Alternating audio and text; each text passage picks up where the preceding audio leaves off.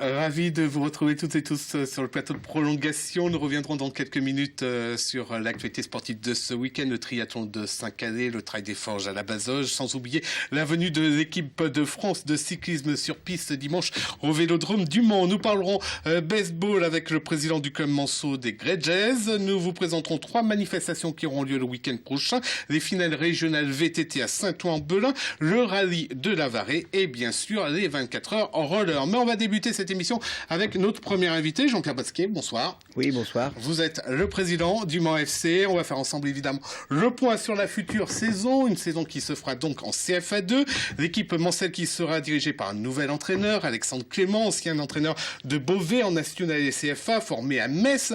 Alors déjà, pourquoi ne pas avoir reconduit l'entraîneur du Mans FC pour cette saison, c'est-à-dire Stéphane Guédé, qui a réussi quand même l'incroyable pari d'accéder à la CFA2. On rappelle, 22 points de retard à la fin du mois d'octobre, et puis finalement il a monté. Tout à fait, oui, non mais c'est si on voulait rester sur le domaine affectif, je vous aurais dit oui, c'est Stéphane qui aujourd'hui a la primeur. Ça se passe pas toujours comme ça, déjà dans un premier temps, donc il faut reconnaître le travail exceptionnel qu'il a fait et toute son équipe pour que les joueurs soient restés complètement motivés avec cet engouement et cet enthousiasme qu'ils ont pu nous montrer jusqu'à la fin des matchs aller-retour. On avait eu en ce qui me concerne, je voulais le laisser tranquille. Il avait un objectif qui était d'aller jusqu'au bout des matchs et de faire monter cette équipe-là.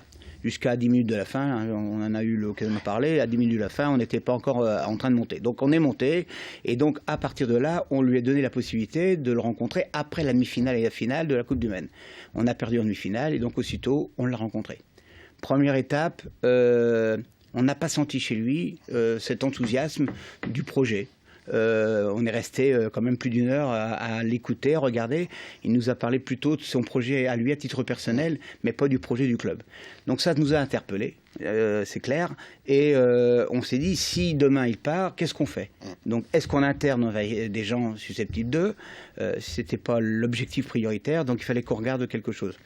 Étant quand même dans le monde du football depuis un certain nombre d'années, on a des réseaux, on a des gens qui sont capables de nous appuyer, de conseiller et de regarder. Et à partir de là, on a rencontré 2 à 3 éducateurs, entraîneurs, et puis il y a eu un flash avec Alexandre Clément. Non pas à effet immédiat, ça s'est projeté sur 15 jours à peu près. Et puis au bout du 2e entretien qu'on a fait avec Stéphane, on s'est retrouvé à 360 degrés, sa motivation. Il s'est retrouvé avec d'autres ambitions, d'autres motivations, d'autres projets à l'intérieur de notre club. Donc on s'est dit, tiens, c'est plus le même Stéphane qu'on avait. Il était plutôt parti voir la CFA, parti avec un poste de comment dirais-je, de centre d'éducateur, centre de formation, effectivement. Donc on s'est dit, là, il est plutôt dans notre projet. Donc on a réfléchi, et puis à la 3e étape, on s'est dit, bon, on reste sur notre première idée, changeons, parce qu'aujourd'hui, il y a 3 choses qui m'intéressaient. Le premier, c'est d'ordre économique. Important au niveau du club, vous le savez bien, aujourd'hui c'est quelque chose qui est primordial, et donc je ne pouvais pas faire, et nous ne pouvions pas faire n'importe quoi par rapport à ça, et sa motivation de nous proposer des choses faisait que c'était pas jouable. D'ordre sportif, on veut aujourd'hui être un club ambitieux. On l'a dit, on le reclarifie, même si on n'a peut-être pas trop de moyens. Mais là aussi, on va pouvoir trouver, j'espère, des moyens qui vont être nos partenaires économiques. Mais aujourd'hui, on se dit, il faut de l'expérience. L'expérience, c'était un entraîneur qui a vécu la CFA, qui a vécu le national, qui a vécu quelques fois la D2. Et donc, c'était quelque chose pour nous important. Et puis après, il y a d'ordre comportemental. Et là, vous comprenez, ça reste personnel, ça reste entre lui et moi. Et bon, il y a des choses qui ne se font pas dans le monde du travail, dans le monde de l'entreprise et donc dans le monde du football. Et aujourd'hui, un employeur ou un président doit présider et un entraîneur, il entraîne, mais ce n'est pas lui qui décide. Voilà. Très bien. Voilà qui... Je vous ai tout dit. Alexandre Clément, donc nouvel entraîneur, il a 39 ans, il a évolué en tant que défenseur à Amiens, à Beauvais, à Caen. On va l'écouter. C'est un formidable défi dans un club en complète reconstruction.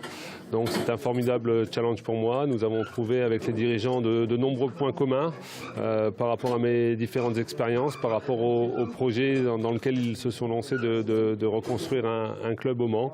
Et c'est surtout ces points-là qui ont fait que nous nous sommes, on va dire, donné cet accord. J'ai fait 2 fois, entre guillemets, le pompier de service par rapport à des crises sportives. Donc la difficulté, je sais ce que c'est. Et je pense que ça a été peut-être un des éléments qui a penché en ma faveur au moment du choix des dirigeants. Voilà, comme je le disais tout à l'heure, je me nourris de la difficulté, mais j'espère toujours le meilleur. Et en l'occurrence, moi, c'est mon moteur. Et je pense que, voilà, avec les dirigeants, dans cette volonté d'un travail en équipe efficace, nous allons mettre toutes les conditions et toute l'énergie pour relever ce défi. Jean-Pierre, il s'agit d'un contrat d'1 an plus 1 an, donc reconductible en cas de montée, c'est ça? Tout à fait, mais bon, l'un n'empêche pas l'autre, on est là dans la continuité. Il est arrivé à Beauvais en 2007, il est parti en 2012-2013. C'est un garçon qui aujourd'hui est un objectif plutôt dans la continuité. 1+1 parce qu'aujourd'hui, j'ai pas les moyens, toujours les mêmes moyens, les moyens financiers, de m'engager sur quelque chose d'une durée plus longue. Il me proposait de venir avec son épouse et je lui dis, je préfère aujourd'hui t'offrir uniquement un loyer sur le Mans pendant 1 an et puis voir, laisse ta femme là où elle est, parce qu'aujourd'hui je peux pas prendre en charge ton épouse, tes enfants. C'est quelque chose, c'est une priorité par rapport à nous. Alors, toujours nos valeurs. On a vu celui qui a dirigé l'équipe. On va voir maintenant quels seront les joueurs. Déjà, est-ce que tous les joueurs ont décidé de continuer l'aventure? Tout à fait. Là, aujourd'hui, je peux vous l'annoncer, tous les joueurs qui sont aujourd'hui l'ossature de l'ADH, aujourd'hui repartent avec nous en CFA2. Donc aujourd'hui, en dehors du petit Mathis, si vous voulez, qui aujourd'hui a un contrat de stagiaire pro, ce qui est logique, 19 ans, à aujourd'hui, tous les joueurs restent, y compris Thibaut Ferrand, y compris des garçons qui ont des valeurs, comme Momo Camara, même si on essaye. Son dossier, c'en est où? Eh ben, Momo, ça suit son cours. J'espère que dans les 15 jours, on va trouver une solution, mais on fait tout pour y arriver en tout cas, alors, comme je vous l'ai dit. Personne qui part, mais alors des arrivées. Et vous les prenez pas très loin, les arrivées. Arnaud Lisambard, Aurélien Tertereau, du Sablé FC. Un ancien de Sablé qui évolue à Laval, c'est Emmanuel Thibault. Nelson Kabeya, un ancien d'Assuz qui arrive de Thouars. Et puis, c'est officiel depuis, je crois, hier soir, Benjamin Riclin de Coulennes qui a accepté de venir. Bon, ouais, donc j'ai plus rien à vous dire, sauf si pour Nelson, c'est pas encore signé. On est en train de le chercher parce qu'on n'arrive pas à le joindre. Mais logiquement, il en fait partie. L'objectif, c'était de quoi? C'était toujours, comme je vous l'ai dit au début dans mon projet, remettre un peu du sang neuf et du sang manceau et du sang sartois. On a des jeunes joueurs qui ont été formés au Mans et qui sont partis.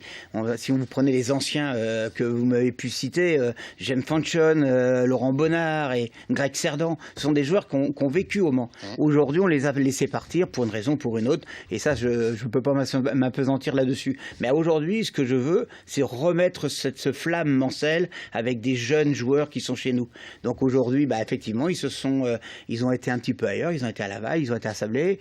On a une idée précise du football local, et le projet, je crois que ça les intéresse. C'est pas nous qui avons fait la démarche, ce sont eux qui se sont proposés en disant aujourd'hui, est-ce que nous sommes éventuellement des joueurs capables de signer chez vous? Et pour ces joueurs que vous avez cités, oui, aujourd'hui en CFA2, ils vont nous apporter leur expérience, ils vont apporter encore un plus, même si aujourd'hui le marché est encore ouvert. Moi, j'ai cité des noms de ceux qui arrivaient. Vous en avez cité 3, James Fanchon, Laurent Bonnard et Grégory Cerdan. James Fanchon est blessé. Il y a peu de chances qu'ils viennent.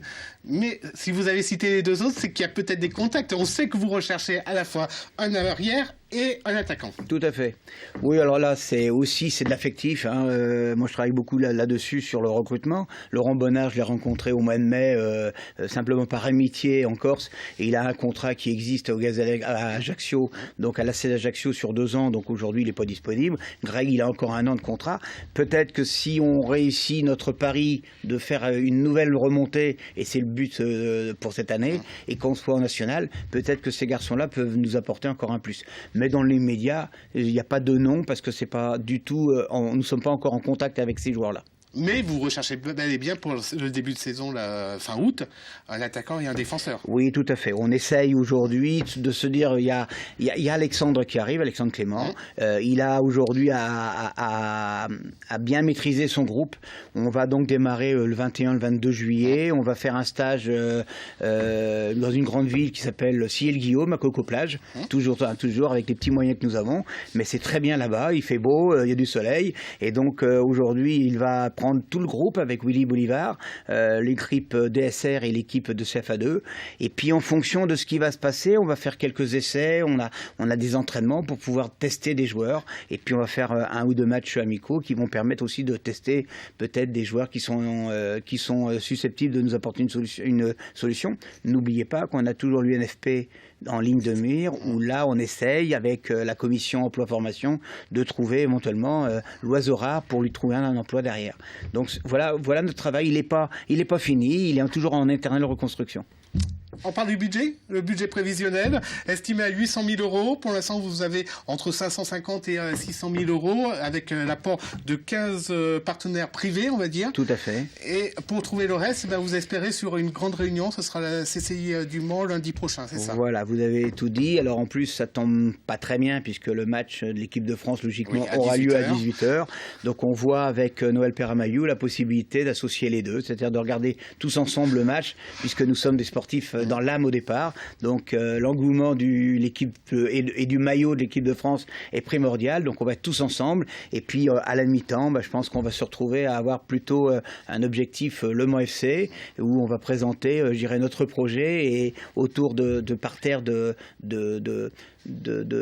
véritables partenaires, j'espère pour moi, fidèles ou futurs fidèles, on puisse récolter effectivement un maximum de sommes d'argent. On ne peut pas réussir le projet aujourd'hui sans les partenaires, sans le soutien de la municipalité, sans aujourd'hui le comité d'accompagnement. Donc c'est tout un groupe qui doit être fédérateur, et moi je dois fédérer tout ça. On parle du terrain, la Pince-Nardière déjà. Vous avez droit à skier à l'extérieur. Oui. Toujours pas la partie vestiaire. Il y a toujours le démêlé entre liquidateurs et puis la vie du Mans.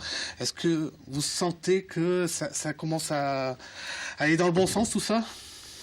Je crois que les gens sont de bonne intelligence, que ce soit le maire, que ce soit Maître Bach et que ce soit notre club. On n'a qu'une envie, c'est de réussir le pari. Et je suis aujourd'hui convaincu, l'autre jour je le disais lors de la conférence, nous sommes sur une bonne étoile. Pour faire ce qu'on a fait, avec 19 et 22 points de retard, comme vous disiez, être passé, c'est vraiment parce que là-haut on a une bonne étoile. Et je suis convaincu que cette étoile-là va nous arriver encore à nouveau. Et je suis convaincu que début août, on aura peut-être cette possibilité d'utiliser les locaux de la Pince-Nardière. Mais je n'ai pas d'éléments concrets, mais j'y crois. Donc quand on y croit, on est sûr de réussir. Et pour faire les matchs de championnat en CFA2, alors il y a plusieurs possibilités. Le Clofory, en principe, c'est impossible. Il ne sera pas homologable. Par contre, on peut homologuer, je crois que vous le faites actuellement, le synthétique de la Pince-Nardière et bien sûr le MM Arena. Alors, vous n'avez pas que le synthétique au niveau de la Pince-Nardière, on a aussi le terrain numéro 1 qui peut être homologué, qui a une seule condition, déjà il faut l'agrandir de 2 mètres et sur 1 mètre, mais il faut aussi avoir la possibilité d'utiliser la Pince-Nardière comme vestiaire. Donc aujourd'hui, si on n'a pas la Pince-Nardière, on ne l'aura pas. Il faut savoir qu'aujourd'hui, on a reçu un dossier complet de la Fédération française de foot pour l'homologation des terrains pour la CFA2.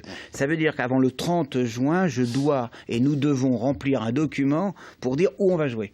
Donc on va se mettre autour d'une table mercredi matin avec Madame Inès Rambure et puis François Edon et puis le club pour voir comment on peut éventuellement utiliser les mêmes arénas. Mais comme vous le savez, les mêmes arénas va faire un match de prestige avec Caen le 30. Donc comme on doit jouer le 24, il faudra éventuellement que le premier match soit à domicile pour nous et qu'on joue le 30 à l'extérieur parce que la même aréna va être utilisée pour la ville de Caen et pour le club de Caen. Voilà.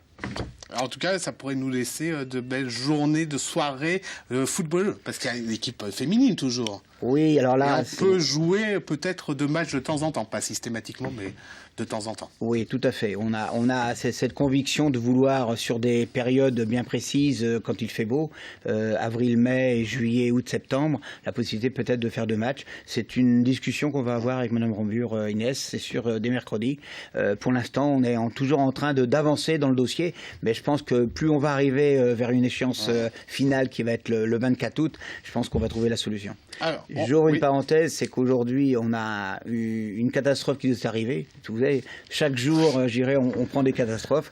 On a reçu aujourd'hui la réponse négative de la Fédération française de football pour ne pas homologuer cette équipe des U19 nationales au niveau des filles. Et donc, ça veut dire que c'est toute notre politique sportive qui est remise en cause. On a fait appel vendredi et j'espère qu'on aura gain de cause mardi à demain. Mais sinon, c'est vraiment une véritable catastrophe. Et là, on ne sait pas pourquoi certains clubs ont été choisis parmi d'autres. Ça veut dire que pour nous, c'est vraiment une catastrophe. Les relations avec le lycée Sud, avec l'internat, et ce qu'on a pu lire ce matin. Enfin, j'ai du mal à comprendre que Noël Le Graët souhaite promouvoir le football féminin au Mans en mettant cette équipe de France et pas nous aider, je dirais, au Mans en nous détruisant complètement le football féminin. Ça peut changer justement l'optique de la montée pour l'équipe première ?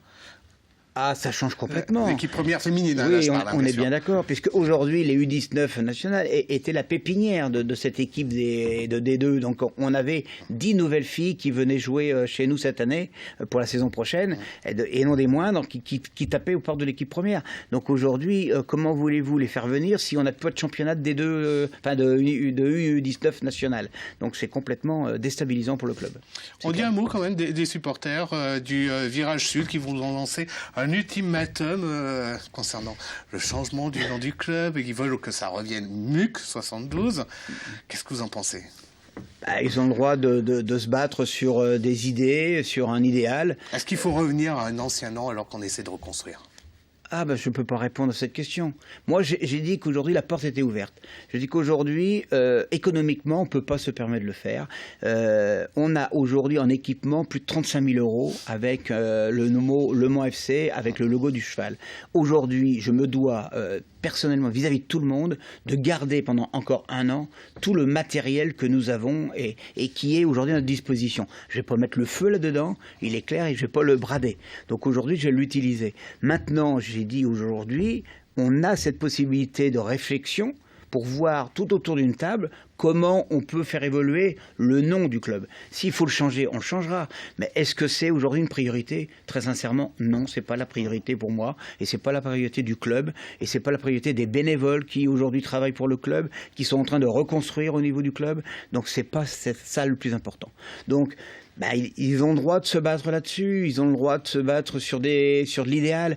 Ils ont apporté énormément au niveau du club. J'entendais des joueurs, non des moindres, Thibaut Ferrand, qui me disait « J'ai vécu une montée avec Reims, c'est quelque chose de fabuleux, une montée en DH avec tous les supporters que nous avons. » Je le reconnais. Je dis « Vous faites un métier exceptionnel. Mais vous supportez, donc vous faites un métier de supporter. Mais vous n'êtes pas là pour décider. » Très bien. Merci beaucoup, Jean-Pierre Pasquier. Merci en tout cas de ne pas avoir la langue de bois sur ce plateau et de nous dire franchement les choses. Merci. Merci. On va marquer une courte pause. On revient dans un instant. À tout de suite.